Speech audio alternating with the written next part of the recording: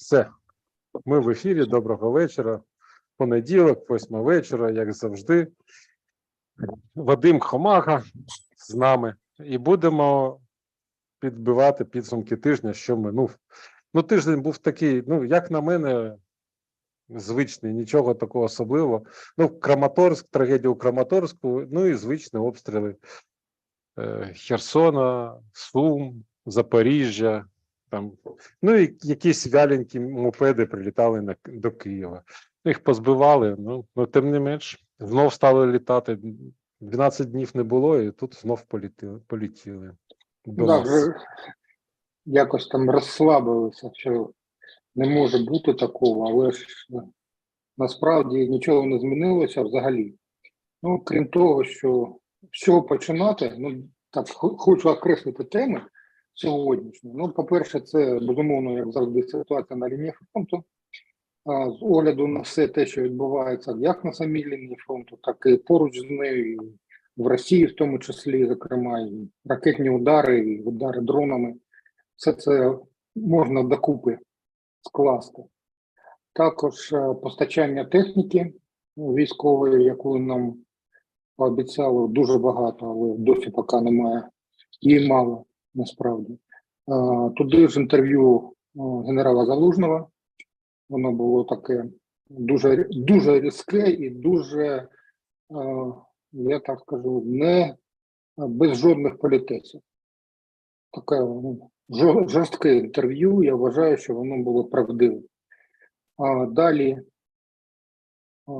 наступне буде, мабуть, це підвищення тарифів і політика України щодо МВФ і інших міжнародних донорів.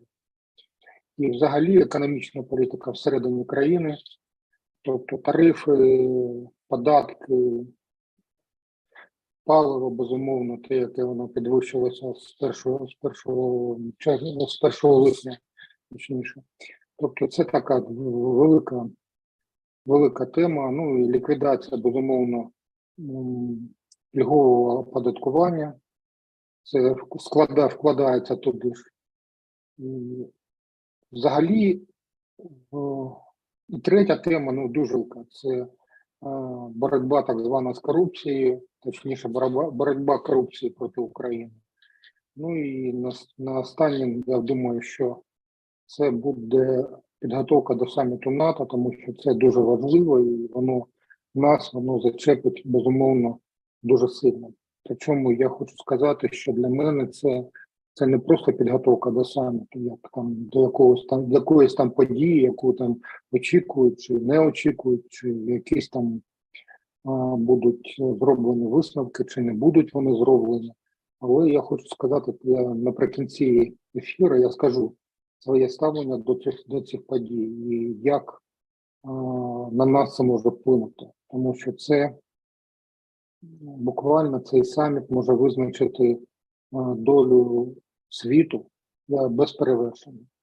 На наступні, може, там кілька десятків років. Це правда, на жаль. Тому що від того, що буде зроблено і хто буде в цьому брати участь, залежить дуже багато. І Україна тут не є головним чинником.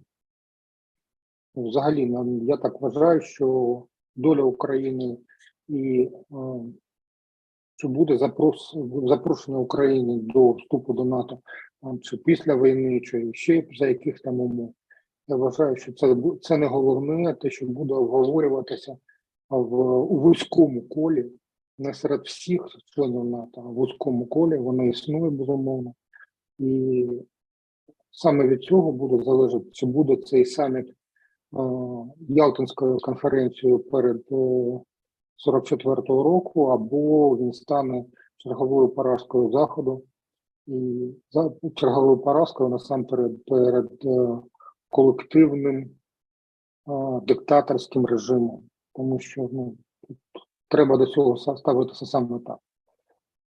Світ взагалі дуже цікавий зараз. Ми живемо в такий період, який може змінитися будь-що, будь-коли, і ніхто навіть не зможе навіть тяпнути, м'якнути, тому що може все змінитися буквально в хвилину, в лічені. Ну, давайте так, давайте з самого початку. Ситуація на фронті. Ну, дуже багато коментаторів є. Я вважаю, що найбільш професійним в даному випадку є коментарі від Машовця, тому що він має доступ до певної розвідувальної інформації, і треба на це дивитися. Але ж він лише описувач, а всі інші вони щось там нам розповідають, але насправді ніхто з них не є чинним офіцером Генерального штабу, тому всі ці розповіді є просто там локшиною на вухо. Я свої висновки власні роблю на підставі щоденної аналітики. Вона теж має певні вади, і досить великі вади, але я читаю не тільки українські джерела, і російські, і не тільки російські, а всілякі інші. Я читаю чутки, я читаю всякі статті, там припущення, качки, які там вкидають, там західна так звана преса, яка працює за стандартами так званими там BBC. Тобто, брехні, я вважаю, як і вся інша, як і російська, принаймні. Тому, коли я оцінюю ситуацію на фронті, що я можу сказати? Зараз ситуація перебуває в стані в точці біфуркації. Що таке точка біфуркації? Це коли ось така там гора, і зверху стоїть така велика каменюка, така величезна. І вона може хитнутися або в одну сторону, або в іншу. Чому я так вважаю? Тому що те, що називає президент Зеленський і інші чиновники українським контрнаступом, насправді таким не є. Це є, я ще раз хочу наголосити на цьому, це є елементом літньої кампанії на фронті. Не більше і не менше. Чому? Тому що ані український генеральний штаб, ані російське командування не кинули у бій навіть оперативні резерви. Тобто зараз в подіях на фронті беруть участь ті підрозділи, які там були. Трохи там розбавили там оперативно-тактичним резервом, але насправді жодних серйозних резервів в бою ще не кинуто. Чому так? Тому що український Генеральний штаб промацує лінію фронту на предмет того, щоб виявити слабкі ділянки і туди вже розвивати там якийсь напрям. І з огляду на це треба дуже уважно, я всім раджу подивитися інтерв'ю генерала Залужного.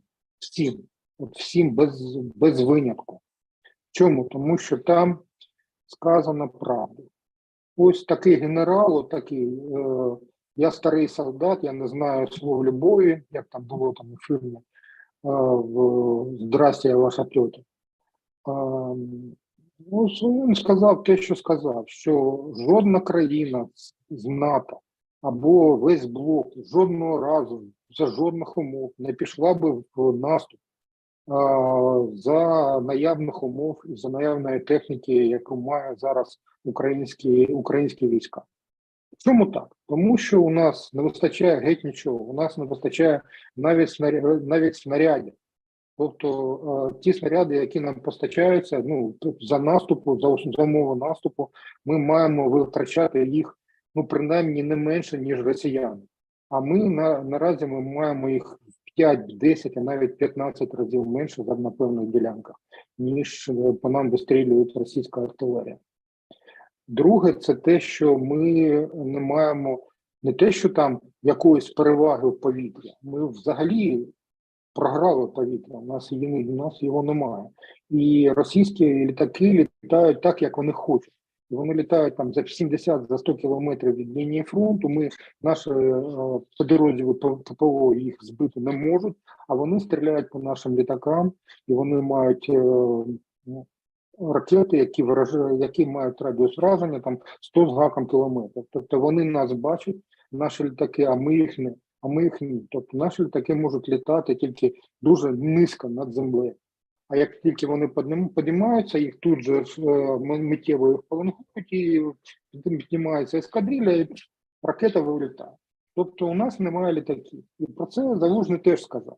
Він також сказав ще про дрони, він також сказав ще про дуже багато чого у нас не просто не вистачає, а, ну, так скажемо, ми просто в стані, коли нас поставили в певну позу, і ми в цій позі вимушені повзти вперед, тому що президент Зеленський і чиновники пообіцяли оцей контрнаступ. Це не було сказано прямо, але якщо ви подивитесь це інтерв'ю, а я його подивився, я це почув. Я почув оці обіцянки, вони коштують крові десятків, сотень або тисяч наших хлопців, які зараз на лінії фронту. І описи про те, що от ми там просуваємося на 300 метрів. Ну, ви ж розумієте, що передові підрозділи українські штурмові, вони навіть не дійшли до основної лінії оборони. Тобто зараз йде проламування передової просто там певної полоси, а далі там міні-поля, там пристріляно, шляхи пристріляні артилерією і так далі. І саме тому розповіді про якийсь там наступ, наприклад, на півдні від Бахмута, чи в селі Роботине на Запоріжжі. Я коли це чую, мене просто стіпає. Буквально так. Тому що розповіді про оцей так званий контрнаступ – це просто відверта хуйня. Я перепрошую, але я іншими словами сказати не можу.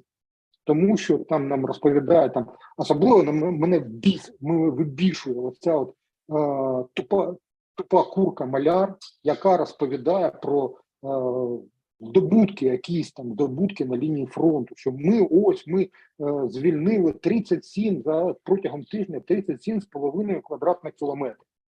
Ось ви знаєте, що таке 37,5 квадратних кілометрів? От якщо ви там 6 на 6 кілометрів, ну це поле велике. Це велике поле. Це 36 квадратних кілометрів.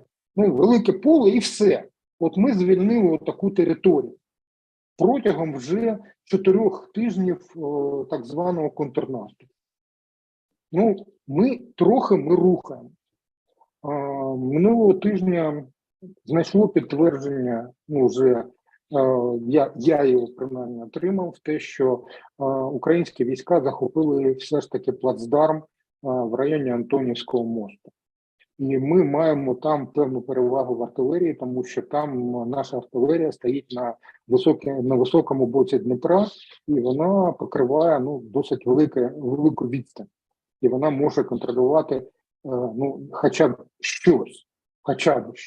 А коли йдеться про, наприклад, про Запоріжжя, там, де просто степ, там нічого немає, там просто степ, річки, і там буєраки якісь, там і все інше. І там нічого такого немає. А за браком авіації, а у нас її немає, що б там не говорили, у нас є, якщо навіть подивитися там на Су-34, Су-35, які літають там, основні літаки, да, там, російські, так ось у нас і там Су-30. У нас нічого немає, тому що Міг-29 – це літаки 70-х років. 70-х, навіть не 80-х. 70-х років. Тобто вони не те, що там ненавідні, вони просто там металобруд, який нам віддали заради того, щоб у нас там хоч щось було.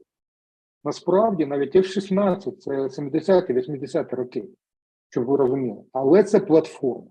Платформа, яка дає змогу завдавати ударів на відстань там 100 з гаком кілометрів, тобто хоча б забезпечити паритет. І про це сказав генерал Залужний. Ось це правда. Все інше це рюшечки. Оці там розповіді про те, що ось там хтось просунувся кудись, там ось там йдуть, тривають якісь там бої. Насправді ситуація на лінії фронту, я сказав, вона в точці біфуркації. І російське командування сконцентрувало, наприклад, на ділянках в районі Сватового, в районі Кремінної, в районі автошляху Лисичанськ-Бахмут, ну дуже велику кількість військ, дуже, насправді дуже велику. Навколо Донецька, там, де те, що їм не вдається, те, що їм не вдалося, скільки там просунутися, це тільки завдяки героїзму наших хлопців на передовій. І все. Тому що у нас не вистачає техніки, у нас навіть дронів не вистачає. Оці там весільні дрони, да, пам'ятаєте, цей виблядок Резніков нам розповідав про весільні дрони. А весільні дрони насправді це те, що це очі на передовій. Оцих там на рівні відділення взводу. І без них нічого не буде взагалі. Так ось про це треба говорити. Не про те, що у нас там якісь досягнення, а про те, що як далі, що далі буде. І чи взагалі буде якийсь наступ насправді, чи ні. Тобто є певні передумови. Але ці передумови, якщо, от, наприклад, війська порівняти, то десь по особовому складу, я вважаю, десь паритет зараз. Але техніка,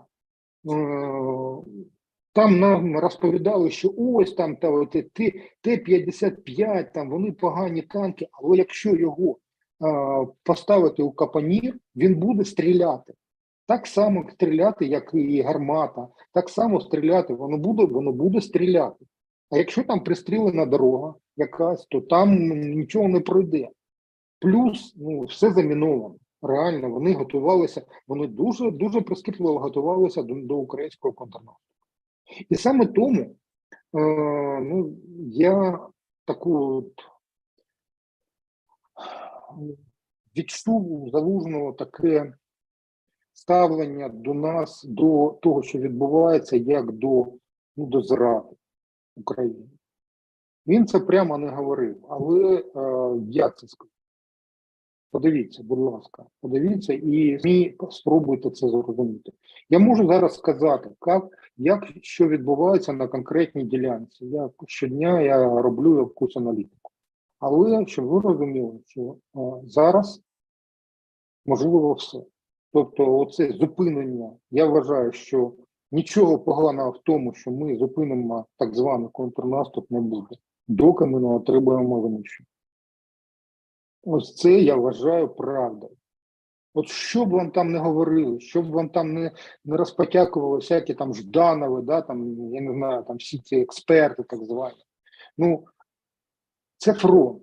Це фронт, який перетворився з окремих ділянок, таких в зводних опорних пунктів, він перетворився на цілісну лінію фронту, окопну.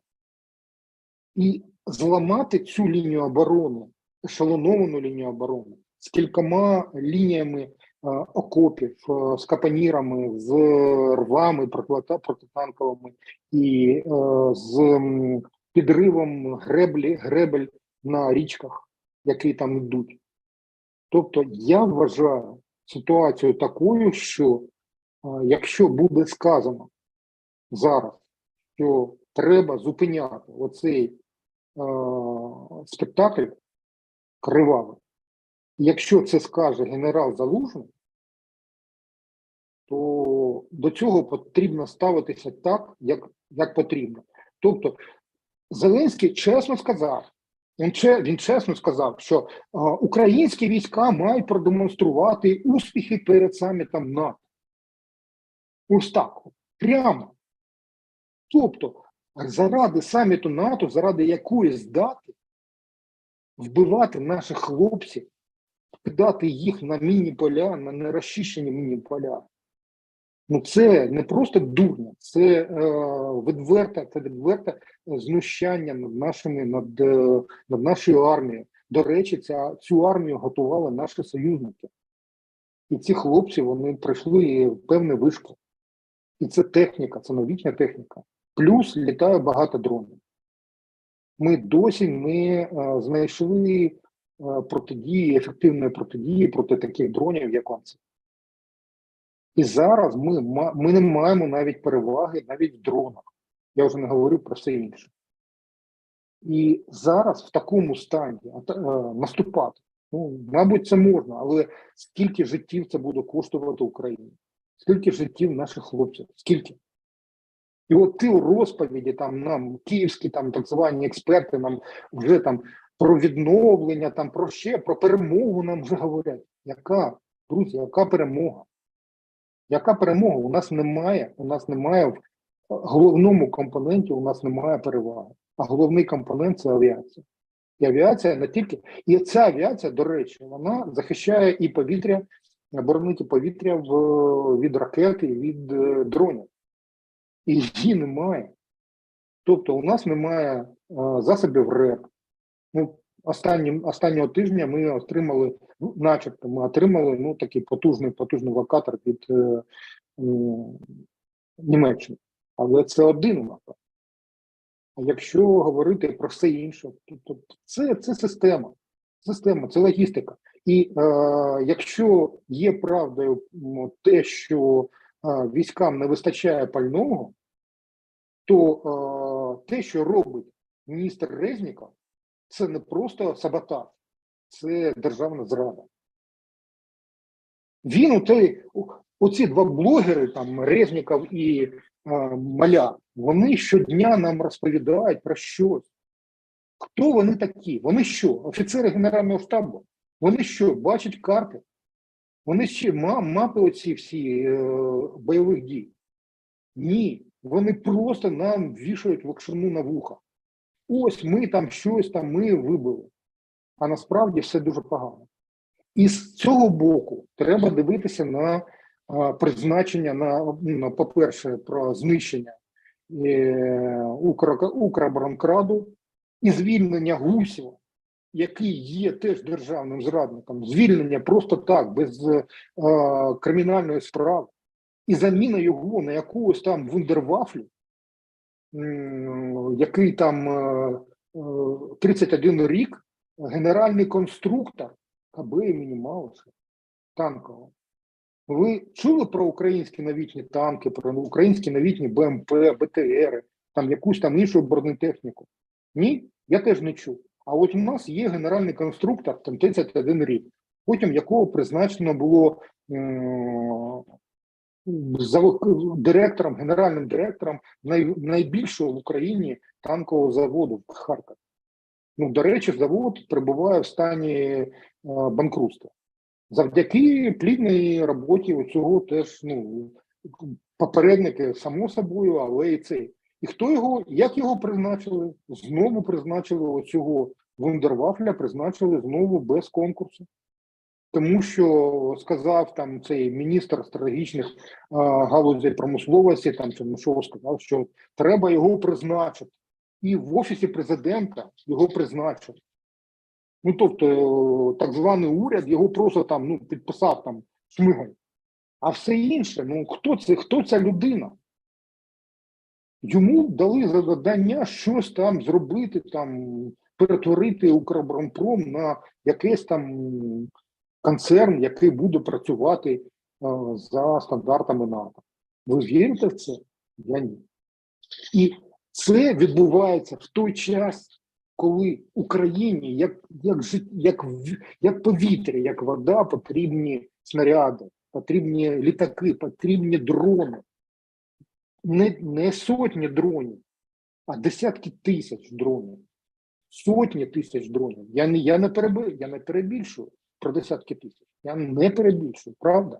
Ну, подивіться, на кілометр фронту, наприклад, да, у нас там зараз 1000 з гаком кілометрів фронту. Плюс, ну, це прямого такого фронту, плюс ще Дніпро. Ну, тобто 1500 кілометрів там є. І от на цій відстані у нас там працює там, ну, може там, ну, до 1000 дронів. А ви ж розумієте, що відділення це там 50-100 метрів ділянки. Скільки цих дронів потрібно? І вони ж не живуть довго. Їх збивають, їх там проти них протидіє там новітні системи, які там вони там Поло 21, наприклад, з'явилася нещодавно така система. Ну, я не знаю, ви чули чи ні, але вона досить ефективна проти дронів по типу DJI, там Mavic. Вона реально ефективна. І у нас не вистачає нічого. І от в цей час, замість того, щоб, ну, просто, я не знаю, що там зробити, ну, принаймні розкрити всі канали на здійснення дронів будь-яку виду, я не знаю, там, у нас є на це гроші.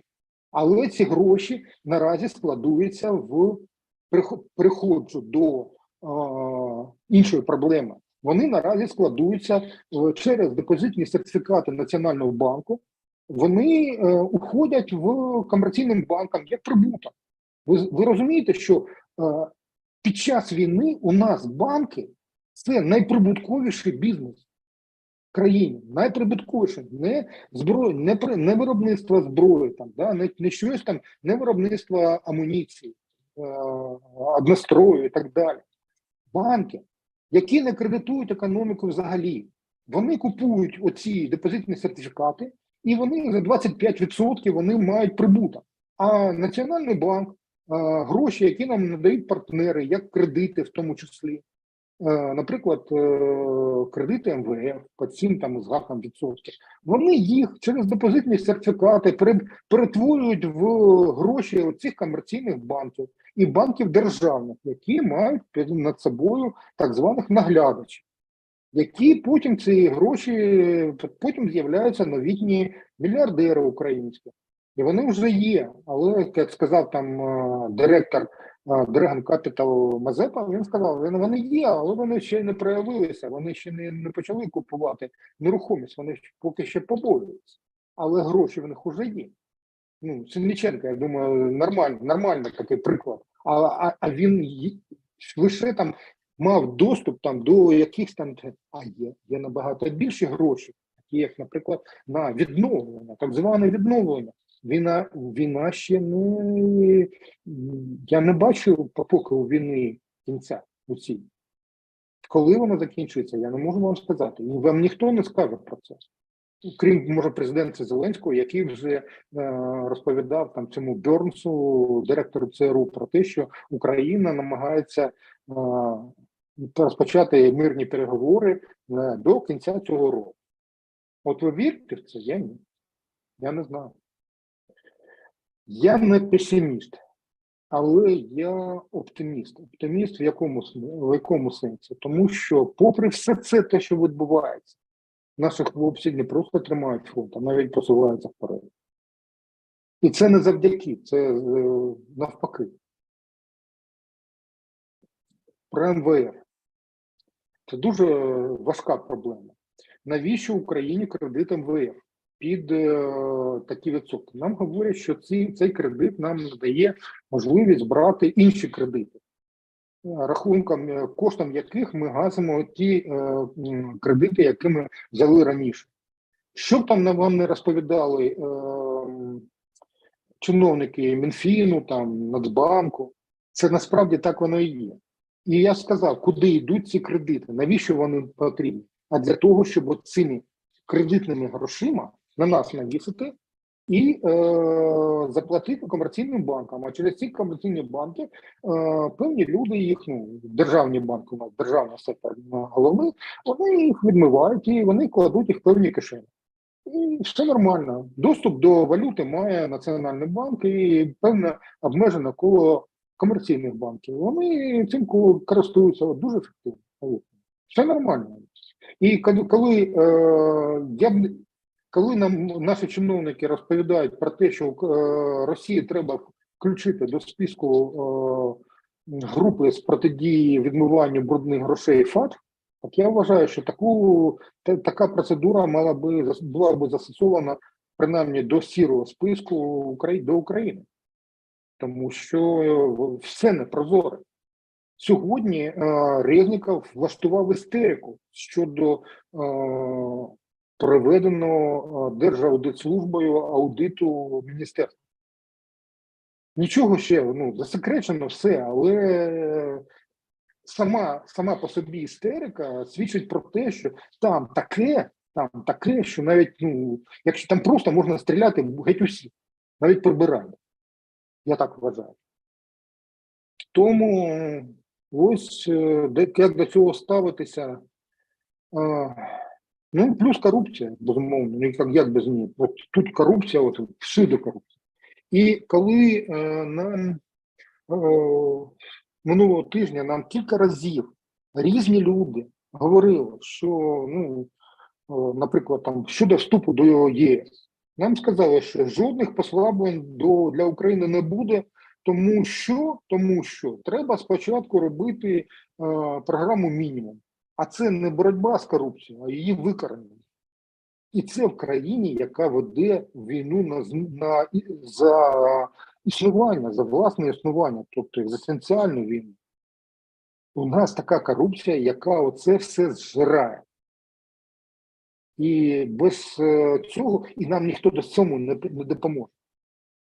Головна проблема полягає в тому, що за умови воєнного стану, за умови відсутності війни, у нас немає стану війни, у нас є тільки воєнний стан. Будь-які рухи щодо усунення навіть оцей корупційної коду, вони є протизаконними. Тобто, що робити? Я поки не знаю. Навколо чого гартуватися? Я не знаю. Поки нам розповідають там всякі соціологи, всілякі, що завдяки оцим гівномарафонам підтримка Зеленського сягає там 80 з гаком відсотків. Він же ж герой, він там розповідає всім. Але ви розумієте, що Зеленський, Єрмак, оця вся курва корупційна, це одне і те ж. Це колективний Зеленський, який на себе нагорнув всі повноваження.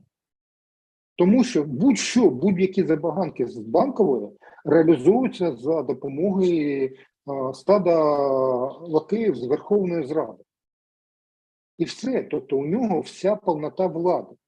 І якщо щось не робиться, то це робиться завдяки, безумовно, Зеленському. Насамперед Зеленському. Тому що немає інших посадових осіб, які би відповідали за безпеку держави. Держава взагалі, українська держава, вона не є республікою, як записано в Україні. Вона є, реально, вона є монархією. Причому монархією, навіть не монархією, деспотією. І плюс це корпорація. Це корпорація Україна, якою керують ті люди, яких ми не обирали. Тут система виборів, вона така. Тобто права мають рівні герой, який захищає, боронить нашу країну, і зек з СІЗО. Не СІЗО, з тюрми. Однакові права. І ось ці, корупціонер і герої теж мають однакові права. І тому вони так до цього ставляться, щоб все відбувалося як є. Вони наполягають на тому, щоб все залишалося як є і нічого не змінювалося. Чому так? Тому що для них це можливість отримувати безмежні кошти, які б вони ніколи не отримали б, якщо б за ними був би хоча б якийсь нагляд. І зараз Європа це бачить. Вони сказали так. Сказали цього разу, сказали хто? Сказав міністр закордонних справ Данії і міністр закордонних справ Бербок Німеччини сказала це тиждень тому. І ще Фінляндія і Естонія, яка є нашим чи не найбільшим прем'єр-міністр Естонії Кія Калас, вона сказала, що це проблема корупції для України, вона проблема номер один. І вона не бачить Україну в ЄС, поки це не буде розв'язана ця проблема. Тому як з цим боротися, я поки не знаю. Якщо у вас є певні якісь там пропозиції, ну, спробуйте їх сказати, хоча б висловити.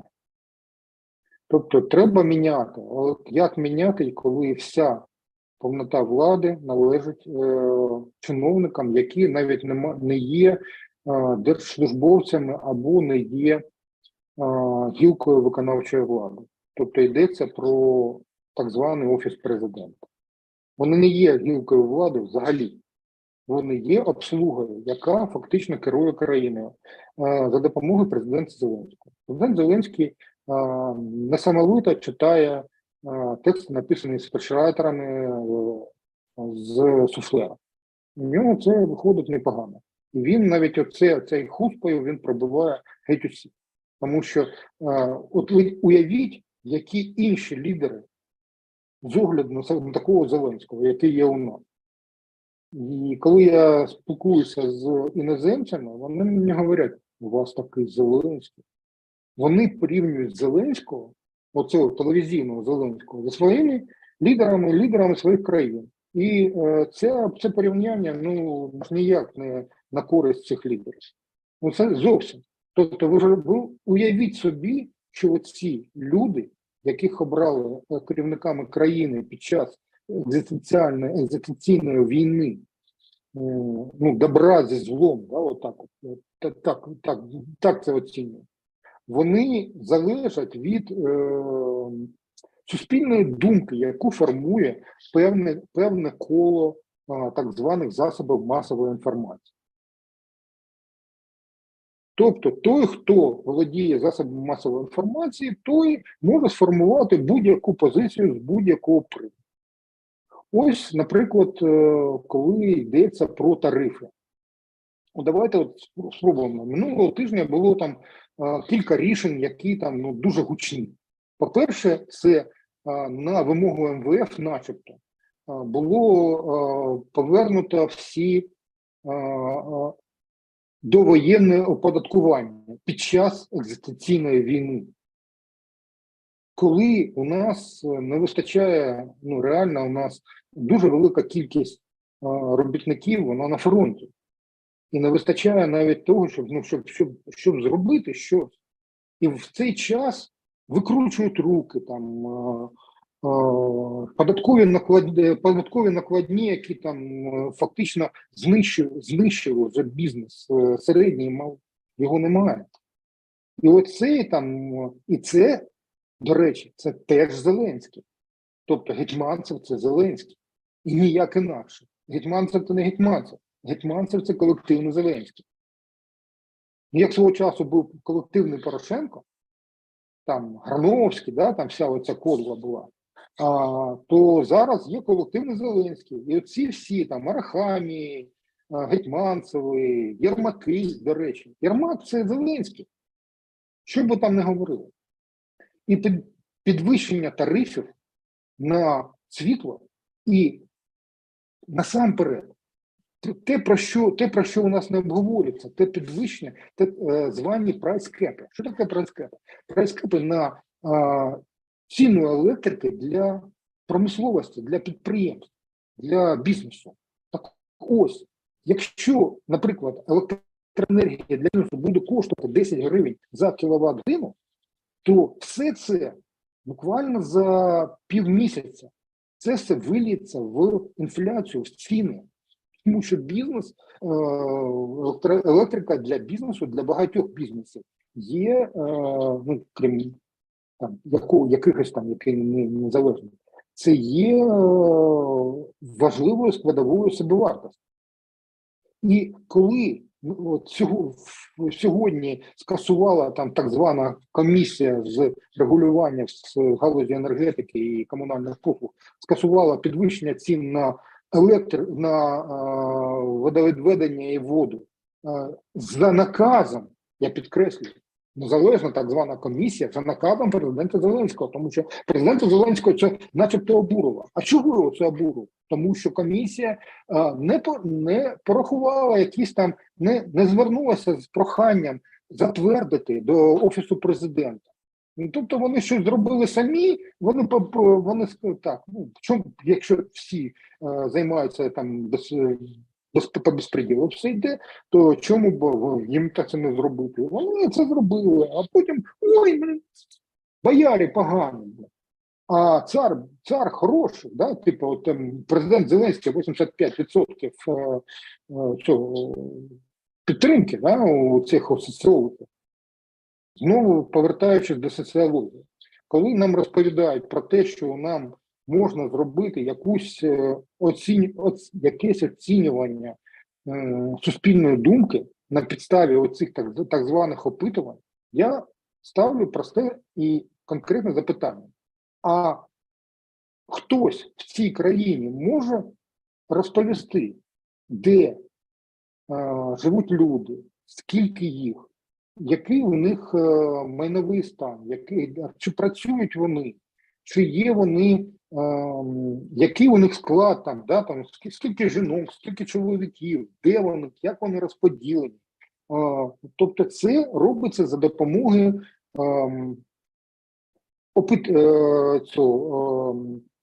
за допомогою перепису населення. Перепис населення, навіть того, який був там, не було з 2002 року. І тоді він був такий срала-мазла, я б так сказав. Але хоча б якийсь рівень можна було порівнювати, да, з чимось. Ось там сказати, от в цьому регіоні живуть такі от люди, а в цьому регіоні живуть такі люди. Да? От там є такі, вони цей вік 55 років середній, да? От тут 33. І можна вже було б робити і певні висновки на підставі такого опитування. А зараз все перемішалося. Люди приїхали з окупованих територій. Наскільки там? До 10 мільйонів у нас людей – це внутрішньо переміщені особи. І ніхто не знає, де вони живуть насправді. Вони, десь хтось зареєструвався, а хтось ні. І насправді будь-які реєстри, вони не спрацьовують. У нас в більшості у нас більше, ніж один номер телефону. І ці телефони не прив'язані до паспортів, хоча там намагаються це зробити. Але ніхто нічого не знає. І коли нам говорять, що підтримка президента Зеленського на підставі опитування тисячі людей телефоном, і ця виборка є з генеральної сукупності, ця виборка є не тільки припустимою, а вона є такою, на яку можна посилатися. Її немає цих виборів. І коли нам це розповідають, тобто, якщо ви читаєте оці опитування, то ви баран, або вівця. Тому що, я просто розповів, чому це маніпулювання. Причому маніпулювання, якщо це там робиться замовлення, наприклад, USAID там, або, може, там якогось там демократичного інституту Сполучених Штатів, то соціологи там підкладають купу різноманітних папірців. Але насправді я сказав, чому це маніпулювання. І коли нам розповідають про те, що у нас населення підтримує там щось, це неправда. Може певні риси, може певні ознаки вони якось виділять. Але якщо ви проводите, наприклад, опитування серед представників, наприклад, якогось там венеричного там диспансеру щодо ядерної фізики, хтось може там, або серед пінгвінів, да, там Гренландії, провести опитування щодо теорії там якоїсь там, да, там слабких взаємодій. Наприклад, оце буде саме, така буде ситуація. І тому ми зараз оці всі підвищення тарифів, вони ґрунтуються на тому, що люди не чинять опору. Взагалі. Тобто вони роблять, от цей колективний Зеленський, він робить те, що вважає за потрібне. І він себе почуває Наполеоном. Він реально почуває себе Наполеоном. Ви подивіться на нього. Він затикає всім рота, там, журналістам, там, ще комусь. Тобто він знає все, він головний тут. Він може... Чому? Тому що його неможливо скинути. Тому що, якщо б от зараз, як він хоче отримати перемогу за будь-яку ціну. А будь-яка ціна для нас – це життя наших хлопців на лінії фронту. Оце ціна нашої перемоги. Розумієте? І от коли я говорю про Укроборонкрат, там, да, українська оборонна там, промисловість, да, нова назва Укроборонкрату, я говорю про те, що треба не ліжка переставляти в борделі. Вже. Давно вже. Ну, як ота була афера з так званою пандемією. Ви знаєте, скільки у нас зараз... до речі, коли скасували європейські країни, скасували всі будь-які обмеження коронавірусу. Знаєте? Ну, я так вважаю, що може десь у березні всі останні були скасовані. А у нас режим надзвичайної ситуації і карантин тривав аж до 30 червня.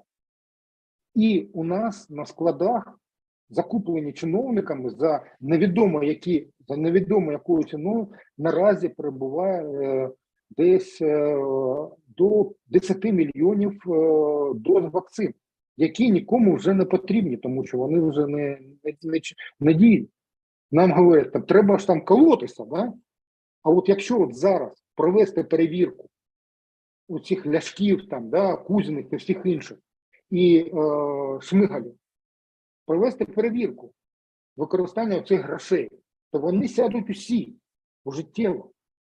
І це відбувається, я підкреслюю ще раз, і це відбувається в тому числі під час війни, тому що кредити на купівлю вакцин брали навіть минулого року.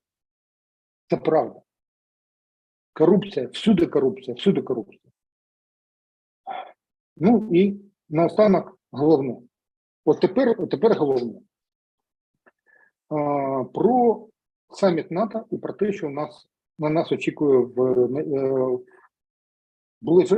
ближньому майбутньому або далі. Те, що відбулося в Росії, так званий марш Пригожина, марш справедливості, назва така класна, він власник фабрики тролів, він знається в назвах, які принаймні ще зелена влада.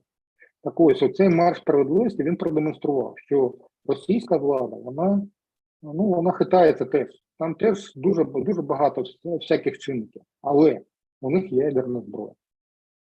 І йдеться, чому Україна отак, чому її тримають так? Тому що Путін сказав, що в будь-якому випадку ядерна зброя буде застосована. Її може бути застосована як тактично, так і стратегічно. Як десь на ближньому, на східному фланзі НАТО, так і в Центральній Європі. Так і, може там долетить кудись, але ж може там по Ізраїлю це удар буде завданий. Через своїх там, коли аятолам дадуть можливість збагатити уран. І вони зроблять ядерну бомбу, яку застосують проти Ізраїлю. Ну, тобто, ми тримаємося зараз теж десь от на такому от стані перед ядерною війною. І вся політика західна, яку я зараз наразі от я спостерігаю, це політика побоювання, що ця мавка з гранатою, з ядерною гранатою, вона її кине. І чи може вона її кинути? Якщо її там пристигнути кут, вона її кине. Безумовно. І колективний Байден цього дуже побоюється. Може, не сам Байден, тому що у нього там, ну, він вже старий і все таке інше, в нього там вже, може, не все гаразд з головою, але там поруч є молоді люди, які не хочуть вмирати взагалі. Вони не хочуть вмирати, у них все є, вони на самій горі, у них є гроші, у них є влада, у них є все. І тут можна все втратити за рахунок буквально протягом 1 хвилини після натискання червоної кнопки в Путіна. І вони цього не хочуть, ну дуже не хочуть. І вони навіть готові на те пойти, що Україну здати з потрохами просто для того, щоб... І вони на це було, в принципі, вони на це розраховували. Але ну, не склалося так. І зараз, от тепер головне щодо саміту НАТО. Я вважаю, що на цьому саміті буде прийнято рішення не щодо України, не про її вступ, а буде йтися в вузькому колі обговорень. В ньому буде, скоріш за все, Польща, країни Балтії, я так думаю, ну, так, Румунія, мабуть. Це ті країни, які найменш захищені в цим так званому військовому блоці. І вони будуть тиснути на Байдена, на Шольца, там, на Макрона, на Рютте і на всіх інших. Вони будуть тиснути, ну, шалено будуть тиснути. Тому що йдеться про перетин червоних ліній, які намальовані Путіним. А таких ліній 3. Перша – це неможливість поразки у війні. Неможливість. За будь-яких умов Росія не може програти війну. Друге – це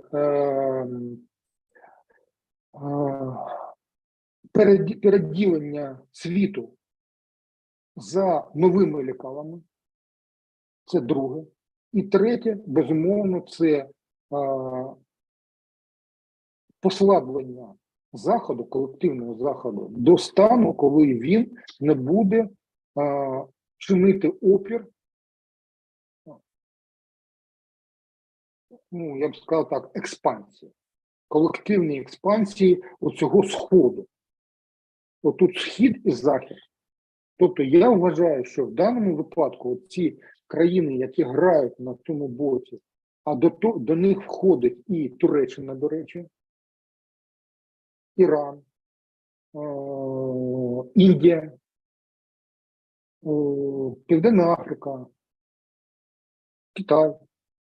Вони грають на одному боці. А з іншого боку, це колективний Захід.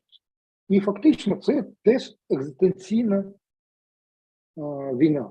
Але поки вона прихована. І на саміті НАТО буде вирішуватися питання, чи хоча б одну з 3 цих ліній, чи в змозі буде перетнути отой колективний Байден, який боїться втратити життя. Якщо це рішення буде прийнято, то про Україну в НАТО це буде зроблено. Але наразі цього рішення немає. Хоча Дуда вже, ну, коли це було в п'ятницю чи в четвер, він відверто вже сказав, що не може бути будь-яких червоних стрічок, не може бути.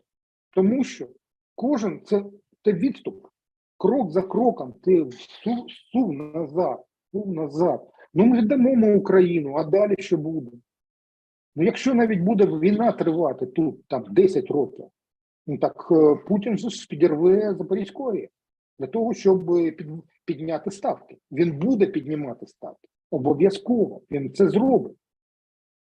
І я щоразу, я от всім своїм друзям там і партнерам там із Сполучених Штатів, зокрема там з Великої Британії, я їм говорю раз за разом, ви зрозумієте, що це оця КДБшна система, підвищення ставок, це доктрина Хрущова, не Сталіна, Хрущова, це доктрина Хрущова. Це він це зробив. Підвищення. За часів Хрущова, там був такий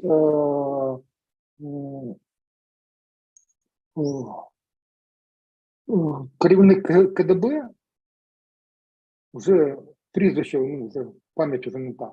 І він свого часу, колективна там Стара площа в Москві, вона розробила оцю концепцію тиску.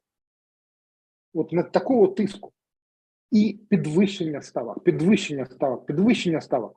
І це могло призвести до ядерної війни під час Карибської кризи. Але не призвело, тому що збіг з Радянського Союзу полковник, який передав певні речі на Захід. І вони вимушені були відіграти назад. Але ця війна не припинялася жодного, може припинялася, але там в 91-му, 92-му роках. А потім знову почало зростати оце протистояння. І те, що Радянський Союз не було і КДБ не було знищено в 90-х роках, це завдяки демократичній партії. І я дуже раджу почитати історію Сполучених Штатів і ставлення до колишнього Радянського Союзу на початку 90-х років. Війна в Україні розпочалася саме тоді. От що б там не говорили. І зараз буде вирішуватися на цьому саміті НАТО. Я його чекаю, я чекаю як як можливий варіант розв'язання якихось проблем, хоча б окреслень. Тобто це не буде сказано за будь-яких умов, тому що це настільки страшно всім лідерам західним, які залежать від суспільної думки. Це страшно, це треба розповідати про життя і смерть. І ухвалювати рішення, від яких залежить життя мільярдів людей. Я не перебільшую, мільярдів людей. Так ось, є можливість знищити весь світ. Така можливість, безумовно, є. Що б там не говорили, що у Росії немає ядерної зброї, вона в неї є. І що з цим робити? Як це можна зробити? Я вважаю, єдиний спосіб, яким це можна зробити, це забезпечити за будь-яких умов перемогу України. Другого варіанту просто немає. А для цього потрібно ухвалити політичне рішення на рівні людей, які приймають рішення про весь світ. Такі люди є. І це буде відбуватися на саміті НАТО. Якщо вони залишать цю ситуацію в підвішеному стані, такий варіант теж є, тому що страх він є, то шанси України на перемогу в цій війні будуть невеликими. Але я все ж таки маю надію, що в НАТО є певна кількість серед Заходу країн, є певна кількість людей, які розуміють, про що йдеться, і чи є рабство виходом, або ні. І ось на цьому я хочу все закінчити. Воно таке, може так сумбурно дуже так розказав, але я своє ставлення до саміту НАТО, який відбудеться 11 і 12 липня у Вільнюсі, я своє ставлення висловив. Воно от саме таке. Чи буде ухвалено це рішення, ми не знаємо. Але це рішення залежить у будь-якому випадку, воно не залежить від президента Зеленського, від його команди, хуцпи і всього іншого. Я думаю, що Україна, якщо це рішення буде ухвалено, Україна отримає геть усе. Тобто будь-яку зброю. Може, крім ядерної. Але ракети Торус німецькі, наприклад, 500 кілометрів, ми їх отримаємо. Ми отримаємо дуже багато дронів. Ми отримаємо все. Але це рішення має бути ухвалено на самому вищому рівні. І коли це буде рішення, тоді ми отримаємо все. Якщо цього рішення не буде, війна буде тривати довго. Не буде такого, що буде перемога, там нам розповідають про перемогу щодня. Сьогодні, принаймні сьогодні Зеленський знову в інтерв'ю CNN про це розповідав про перемогу.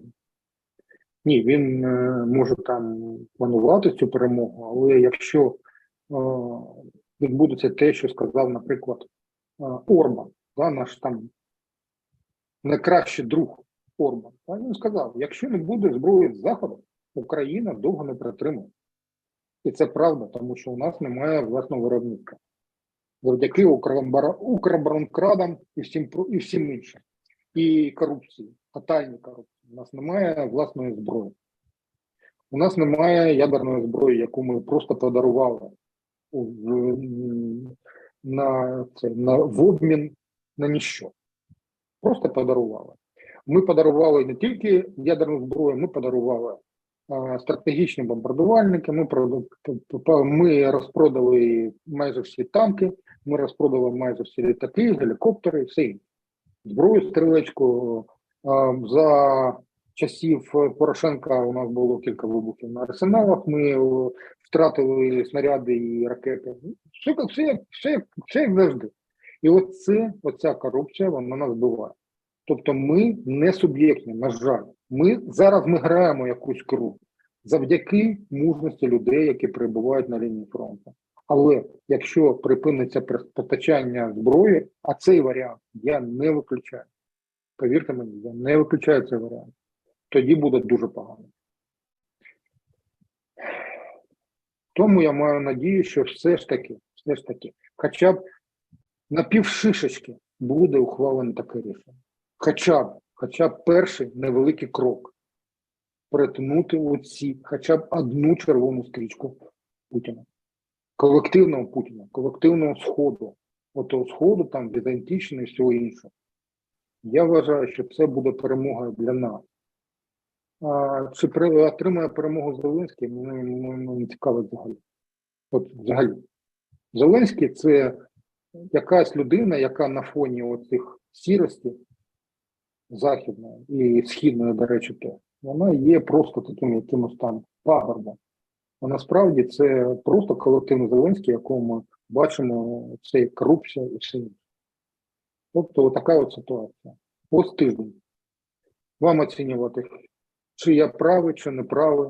Я висловлюю лише свою думку. І все. А ця думка ґрунтується на щоденної аналітиці. Щоденній, великій, важкій аналітиці. І спілкуванні з дуже різними людьми. Так що маємо надію і їбошимо далі. Тому що у нас немає іншого виходу. У нас немає іншого виходу. От так. Ну що ж, так, будемо так сьогодні закінчувати. Будемо сподіватися на краще рішення на саміті НАТО. Але будемо сподіватися на краще, а готуватись треба до найгіршого. Тут нічого не поробиш. Тому, ну що ж, такий був тиждень. Буде інший тиждень і будемо обговорювати вже події, які відбудуться наступного тижня. Сьогодні ми закінчимо. Всім дякую, хто нас дивився. Хто ще не підписався, підписуємось. Як завжди, хто ставте свої лайки, дізлайки, пишіть коментарі. І чим більше людей, чим більше ви зможете поділитися нашим відео, тим більше людей нас побачать. І, значить, більше людей зможуть подивитись не марафон, а щось інше, альтернативне, те, що більш відповідає дійсності, чим розказують в марафонах із великих голубих, чорному зеркалі або голубому екрані. Все, дякуємо і до побачення, і до зустрічі наступного тижня. Слава Україні! Героям слава!